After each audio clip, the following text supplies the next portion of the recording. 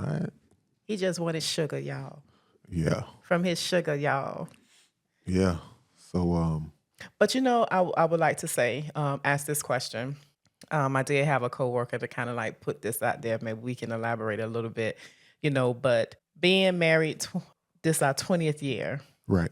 What are some things about me that irritated you in marriage?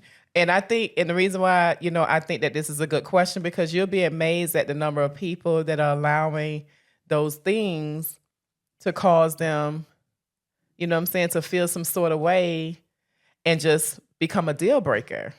Right. You get what I'm saying? But we are still evolving. We're still growing, and so we're both, still young, but we're over 40. We're constantly changing. There are things about me now that, I wasn't doing when we met. So what would you say is something? You say you wasn't doing what? Some things that you wasn't doing. Because there are things that I'm doing now that I wasn't doing before. Well, you ain't dropping no more pies now. You ain't dropping no more pies. Oh my goodness, he ain't gonna let that one go. Listen. Here you go, y'all. Nah, she was just trying to impress me. We was dating at the time, and she was just trying to impress me. And she came out with a pie, and I guess she forgot about how her own house was set up. And she messed around and missed that step. Oh, my stomach gonna hurt. And that pie went to flying. Oh my gosh. I think I still ate some of that pie too. From the bottom, from the top. No, it fell flat. Yeah, I did the old school thing. God don't give it germs. Hey, but listen, I wouldn't say it was nothing that really irritated me. I mean, you know the saying, they say opposites attract. I think it's true to an extent. On this channel, I've said, I didn't say this to you all, but I have said it to her. She is the talking head, and I'm the color analyst. You know how when you're watching a football game or a basketball game, you have that person that has the calls the announce the plays or what's going on, and then you have that color analyst that just say, that's what we do. But yeah, she can be a little chatty, and but I have learned to just know that's who Fatima is. She loves to talk. She loves to encourage people. So I mean, throughout these years, I have learned to embrace it. I have learned to listen. I mean, I don't make no funny faces or, make her feel like, her conversation is unwanted because she, she's sharing or she pouring out her heart, and,